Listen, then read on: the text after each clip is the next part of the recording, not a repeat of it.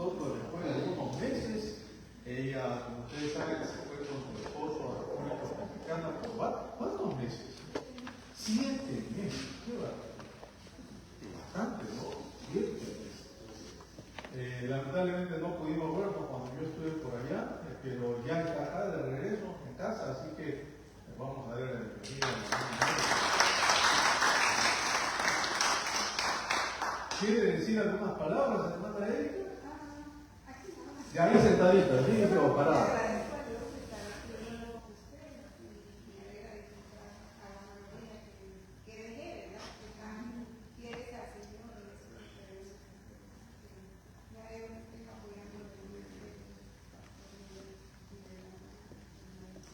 Amén, gracias, Erika. También en esta mañana tenemos la visita de la mamá de Cintia, que está con nosotros. Por favor, hermana, póngase de pie. Díganos su nombre, bien fuerte. Buenos días, con todos hermanos de Cristo.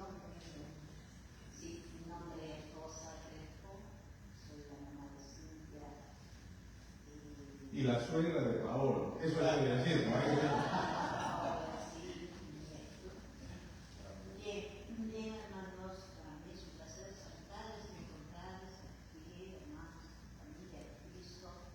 Y también vengo a dar saludos del pastor David de la iglesia de Roma, porque yo asisto a Roma. Mi saludo respetuoso y cariñoso de toda nuestra congregación de Roma para todos ustedes. Y pues sigan en fe en el Señor, que es lo mejor para todos nosotros. Amén. Amén. Gracias, hermana Rosa. Puede tomar las demás. Muy bien.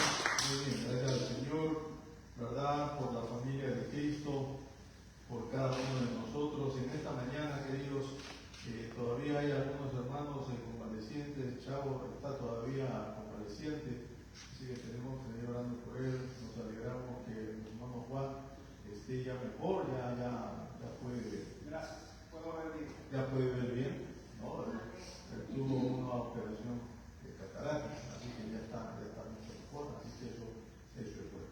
Entonces nos alegramos por ello.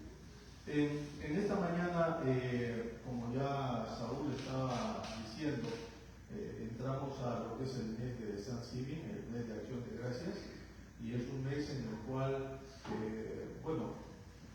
todo el mundo tiene que pensar, lo quiera o no lo quiera, en dar gracias a Dios.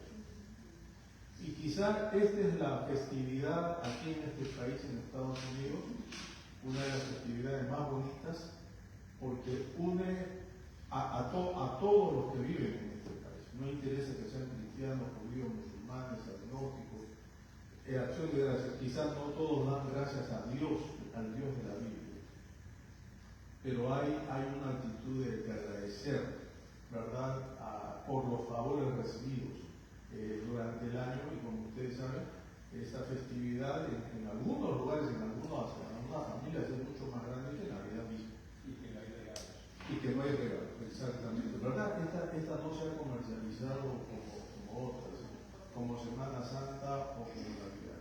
Lo cierto, queridos, es que todos estamos de una u otra manera, ¿verdad?, como creyentes, conscientes de lo que Dios ha hecho en nosotros y conscientes de lo que Dios nos ha dado.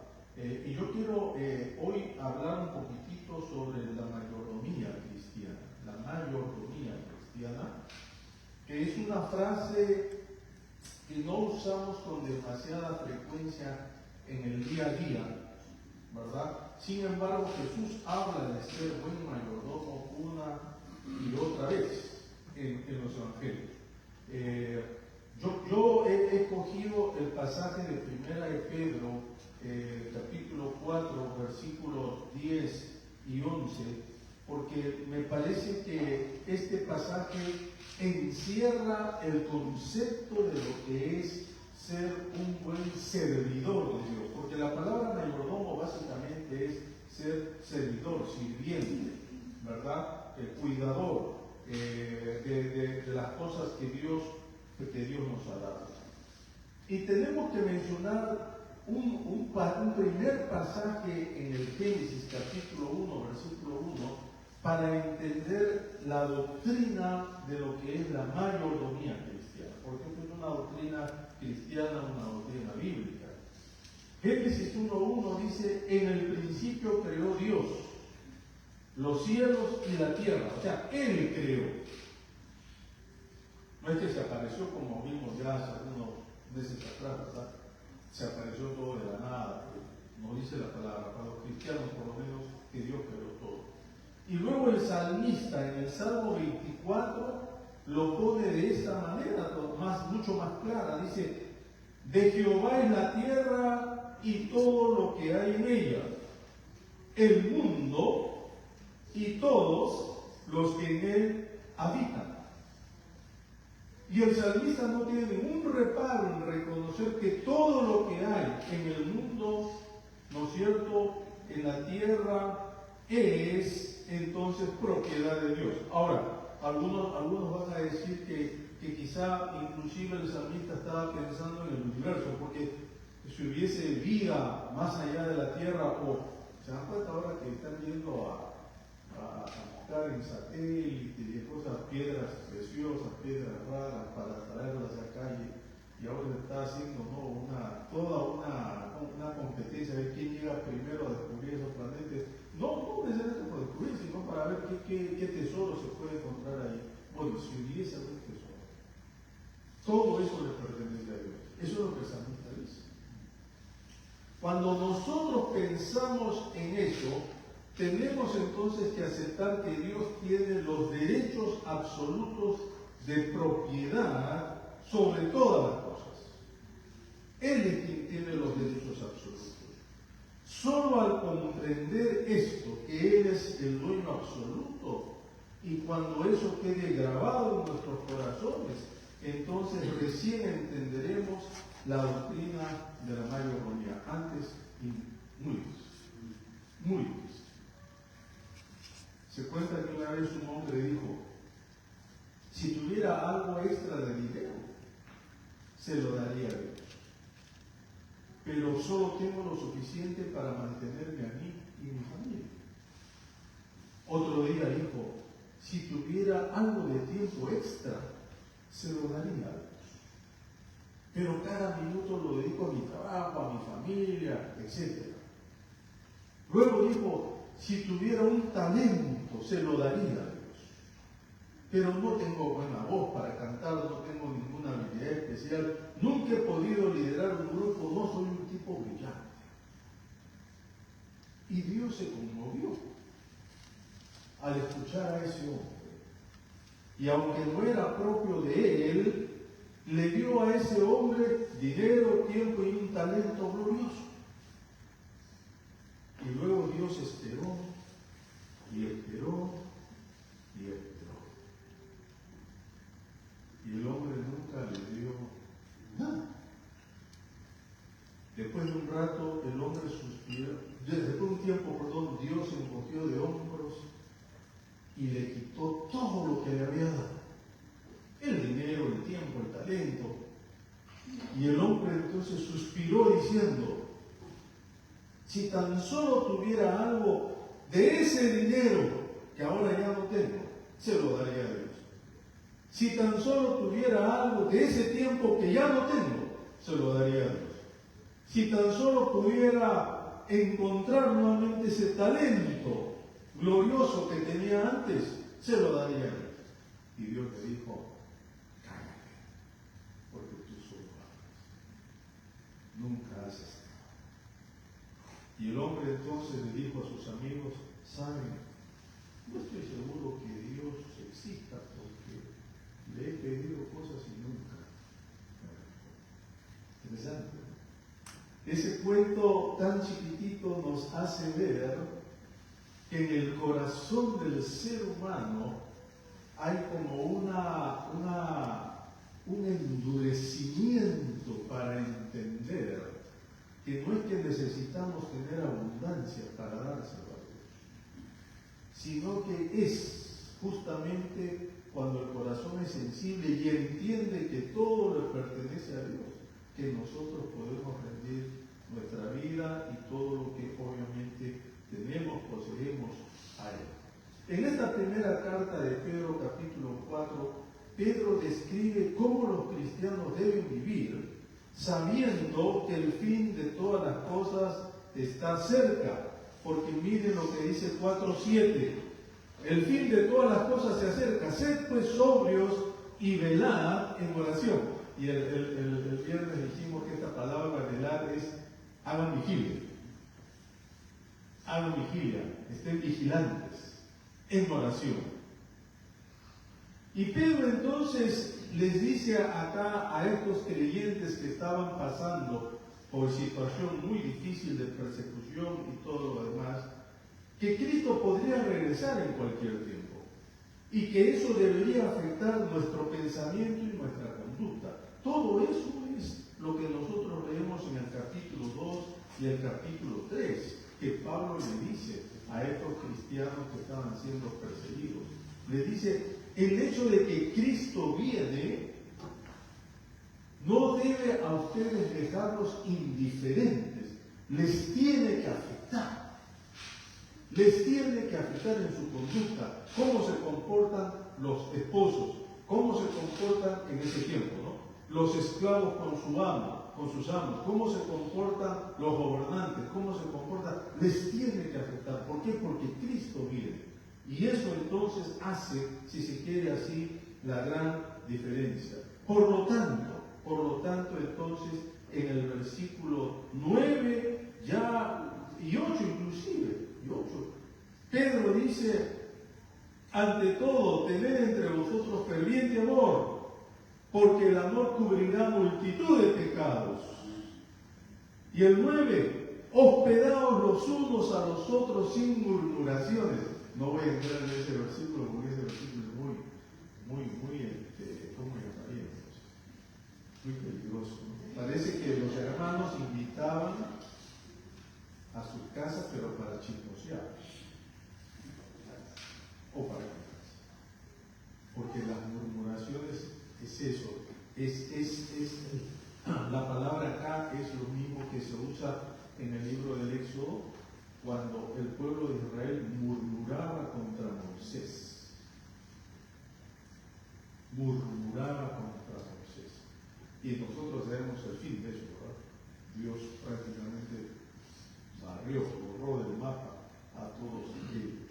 Pero entonces sigue diciendo Pedro, cada uno según el don que ha recibido, ministrelo a los otros. Ya está bien la palabra administración. Porque esta palabra ministrelo básicamente significa gerenciar bien lo que Dios nos ha dado. Cuidar bien lo que Dios nos ha dado. Esta palabra va a decir básicamente que todo lo que nosotros creemos que poseemos, más bien debemos verlo como un regalo de Dios, porque si no hubiera sido por Dios, nada de lo que entre comillas tenemos sería bueno. Pero en segundo lugar, debemos ver todo lo que se nos ha dado como una oportunidad para servir a otros. Eso es lo que decía Saúl, ¿no? Mientras estaba compartiendo los himnos. Dicho sea de paso, gracias al equipo de adoración. Esos himnos son himnos que ya nadie lo toca. Y el segundo himno, sobre todo, da lo mejor al maestro. Claro, tu juventud y tu vigor. Los que ya no tenemos 15 años, que si no, a mí tiene. Yo creo que aún los que ya no tenemos 15, todavía tenemos vigor. Todavía tenemos fuerza. De hecho, estemos acá sentados. Todavía tenemos fuerza. Gracias, Carlos. Es el único. Pero miren ustedes, queridos, que ese himno es un himno que expresa exactamente lo que significa la memoria, que nos habla de entregar nuestras fuerzas a Él. Dicho sea de paso, al final dice, ¿no? De la verdad, lucha en pos no es pro, es post, o sea, detrás de, persigue eso, sigue eso. El castellano de ese himno, ya ese castellano sí es un poquito antiguo, esa es la verdad, hay que actualizarlo, pero es un hermoso himno de todas maneras. Ahora, todo lo bueno que tenemos viene solo por la gracia de Dios y está destinado a ser usado para servir a los demás, cumpliendo el propósito de Dios.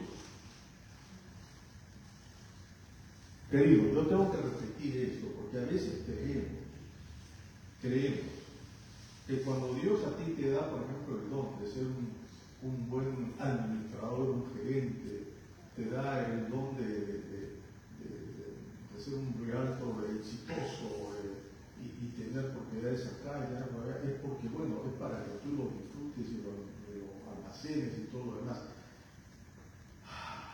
Los reformadores, cuando hablo de los reformadores, estoy hablando de los teólogos antiguos, decían que nada de eso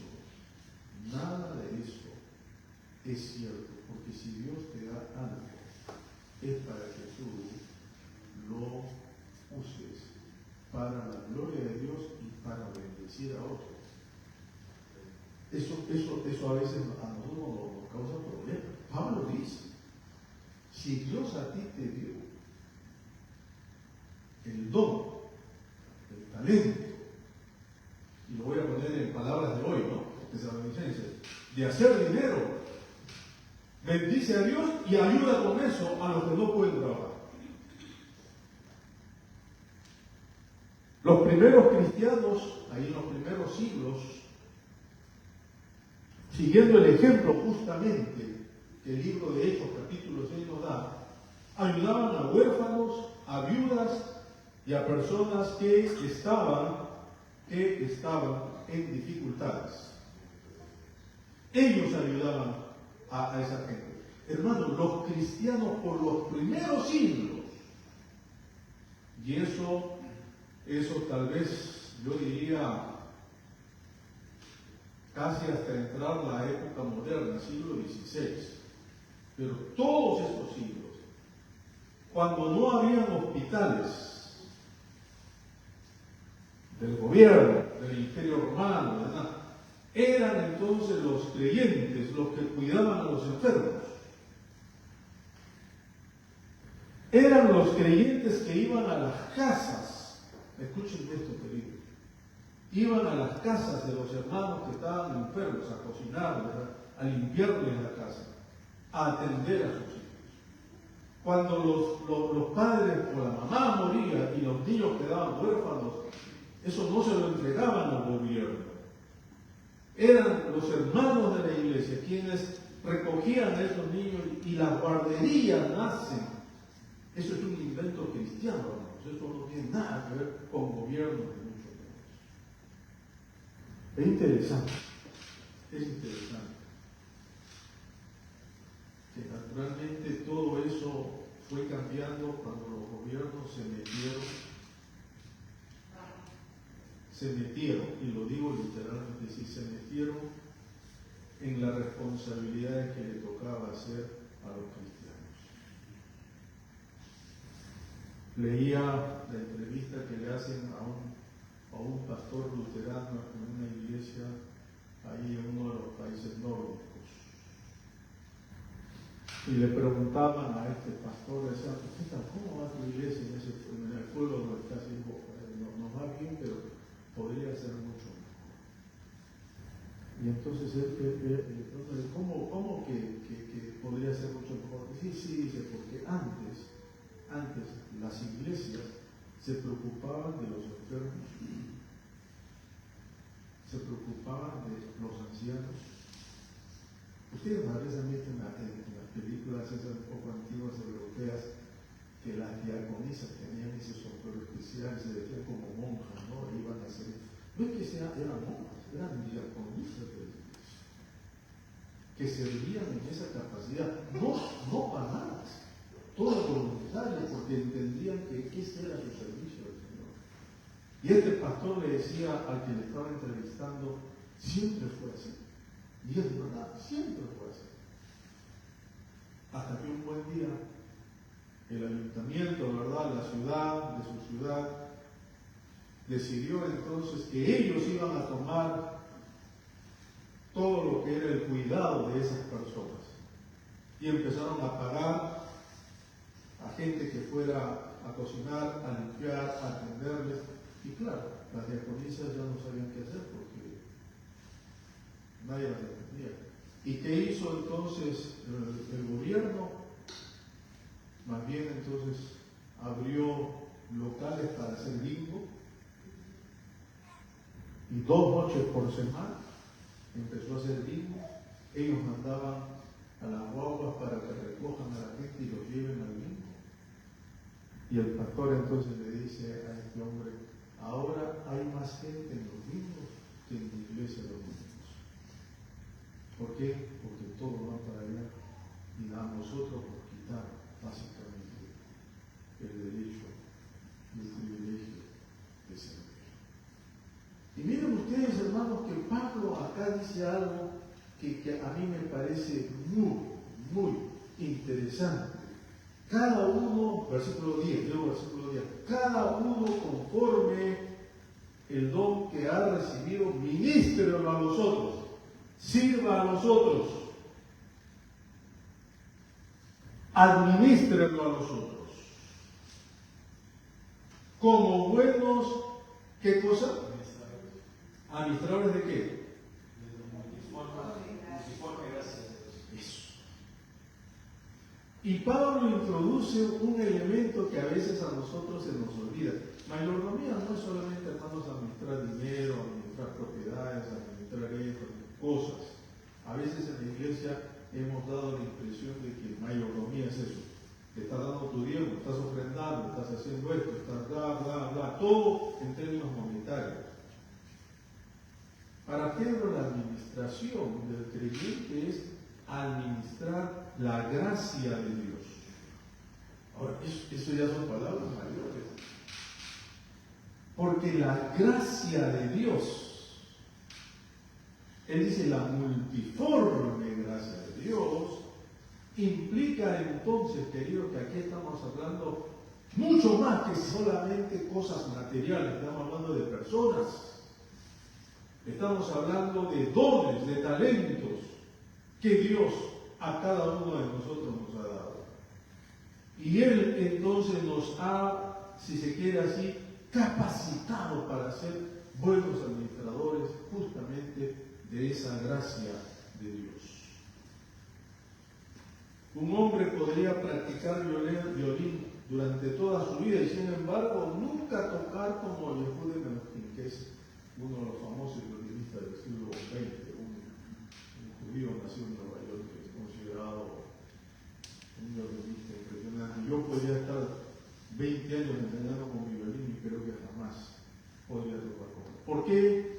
Porque aparte de la práctica de ese hombre tenía algo más, que era un don, un talento de Dios. Un hombre podría trabajar entallando madera, moldeando un metal con la habilidad especial que tiene en sus manos, pero si no tuviera el carisma que Dios le da o le ha dado, indudablemente no podría hacer nada. Yo recuerdo muchísimo, estando ahí en la iglesia de Villarrica, en Chile, conocí a un hermano de mi iglesia que mientras conversábamos, él tenía un trozo de madera así, que sacó del leño de la fogata para calentar la casa. Una cosa así. Sacó su portapluma tipo MacGyver. Y mientras conversábamos, el hombre empezó a hablarnos y el tipo, yo empiezo a mirar y le digo, oye, ¿qué estás haciendo? No, solamente que estoy tallando un toro porque me falta un toro para la carreta que estoy haciendo para mis nietos. ¿Un toro? Sí, me estoy tallando un toro. Pero es un pedazo de leña. Y él me muestra. Yo no veía toro por ningún lado. Bueno, lo dejé ahí. Al día siguiente, cuando estábamos tomando desayuno, un toro, con cuernitos, con colita, un toro hermoso.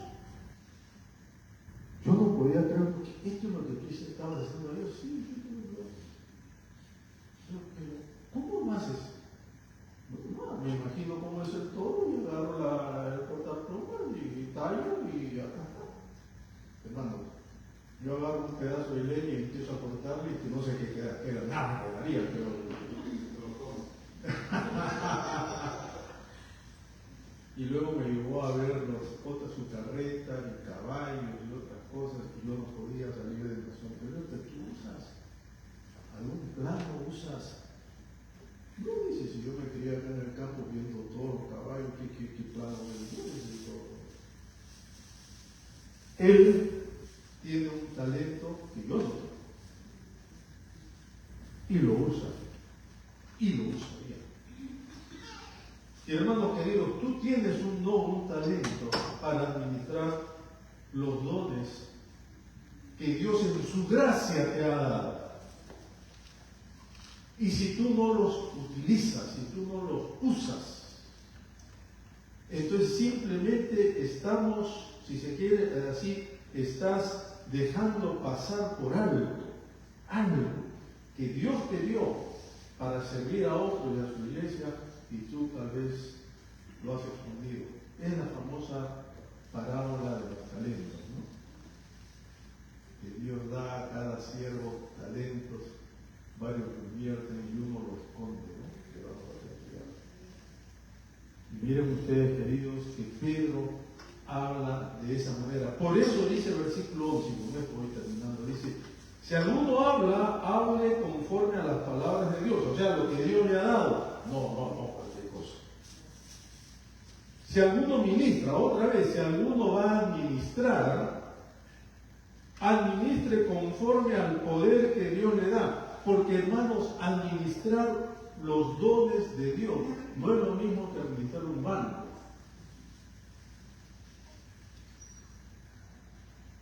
A veces yo me he tocado con hermanos en las iglesias que porque ellos son gerentes, grandes gerentes, creen que pueden administrar la iglesia. Falso, totalmente falso. Totalmente falso. Es como un querido hermano médico me decía a mí: Dios a mí me ha dado el don de sanidad. Yo: no, a ti Dios te ha dado la profesión de médico, que es totalmente distinto a don de sanidad. Don de sanidad es cuando tú oras por un enfermo y el enfermo se sana. Tú como médico metes cuchillo y lo sanas. Esa es otra cosa. Esa es otra cosa. Y miren ustedes que Pedro continúa diciendo: si alguno ministra, ministre conforme al poder de Dios que Dios da, para que en todo sea Dios glorificado por Jesucristo, a quien pertenecen la gloria y el imperio por los siglos de los siglos. Amén. Y si Pedro hace este énfasis, es porque alguna gente en esa iglesia se estaba jactando de los dones que tenía y no le estaban dando la gloria a Dios, sino ellos se estaban enorgulleciendo por lo que hacían. Entonces, la administración, y con esto quiero cerrar, la administración no es solamente, hermanos, el saber gobernar, el saber administrar, el saber gestionar bien los recursos que Dios te ha dado a ti y me ha dado a mí. Pero la administración o la mayordomía también implica saber administrar los dones que Dios te ha dado a ti y a mí para bendecir a la iglesia del Señor. Y solamente así es que la iglesia puede crecer. Cuando entendemos esto, entonces vamos a entender que cada creyente tiene su propio don. Cada creyente tiene su propio don. Pero ese don siempre tiene que ser con el propósito principal: glorificarle a Él y en ningún momento entonces glorificarnos nosotros mismos. En esta mañana, antes de la Santa Cena, vamos a justamente a ilustrar lo que significa ser buenos administradores de lo que Dios nos da, de lo que el Señor nos permite tener. Cintia quieren dedicar a Paolo, pues, sí quieren dedicar a Sofía. Y yo les he explicado a ellos que esto es justamente lo que estamos viendo ahora. Ellos reconocen que Sofía no es su propiedad, que Dios les está prestando, entre comillas, a Sofía para que ellos la cuiden, para que ellos la vistan, para que ellos le den un techo, para que ellos la alimenten, para que ellos le den educación, para que ellos la críen, la formen en los caminos de Dios, por el tiempo que Dios hacía entonces lo permite. Entonces yo voy a pedir que por favor pasen adelante. También Matías pasa adelante, claro. Ahí estamos, eso es. Porque este es como digo hermanos, esta es una demostración clara de lo que significa ser mayordomo de Dios. A ellos nadie les ha obligado a hacerlo. Ellos por sus propios deseos han venido a entregar a Sofía en las manos de Dios, a devolvérsela a Dios. Así que entonces yo voy a hacer lo siguiente, voy a hacer los votos, porque esto es casi como una boda, no son votos matrimoniales, pero son votos de dedicación de niños, ¿no es cierto? Entonces vamos a que déjenme leer antes el pasaje del Señor Jesús en Mateo 19, que dice: entonces le fueron presentados a Jesús unos niños para que pusiera las manos sobre ellos y orara. Pero los discípulos reprendieron a la gente. Entonces Jesús les dijo: dejen que los niños vengan a mí y no se lo impidan, porque de los tales es el reino de los cielos. Y habiendo puesto sobre ellos las manos, se fue de ahí. Yo les decía a ellos dos, a los padres, que dedicar a un niño no es bautizarlos.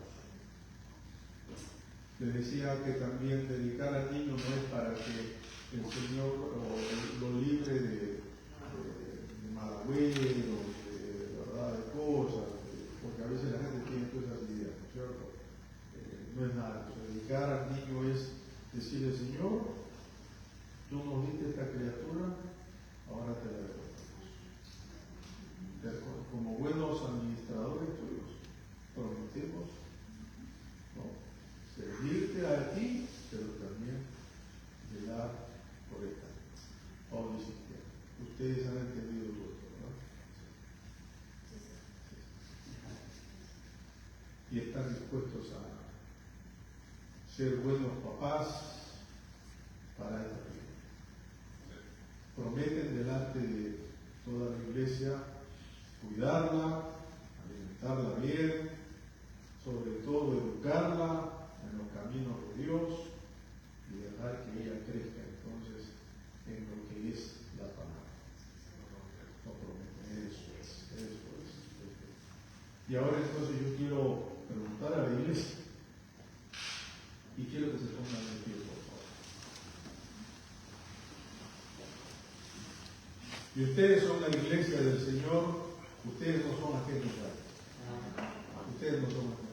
Ustedes son los tíos y las tías ahora de Sofía. Son sus tíos. Y como tíos entonces también tienen responsabilidad. Tienen responsabilidad, escúchenme bien esto, porque esta es una familia espiritual. Hermanos y hermanas, prometen delante de Dios y delante de los padres ayudar a Paolo y a Cintia a cuidar y a criar bien a Sofía. Sí. Prometen orar por esta nena. Prometemos eso. Y con estas palabras entonces déjenme orar por ella y yo voy a cargarla entonces, si me permites. Eso es. ti también. Eso. Vamos a orar. Señor amado, tú dijiste, dejen que los niños vengan a mí, no se lo impidan, porque ellos es el reino de los cielos. Y dice el Evangelio que tú, poniendo tus manos sobre los niños, oraste por ellos. En esta mañana lloro por esta nena, por Sofía, para que tú, Señor amado, estés con ella, la bendigas, la cuidas, la protejas, Señor, de todo mal, y que tu Padre la llames también a un servicio tuyo, y ese es tu voluntad. Oro por los padres, oro por tu iglesia que se ha comprometido a ayudar, Señor, a cuidar, a criar, a defender, y todo esto te lo ruego en el nombre de Jesús. Amén. Amén.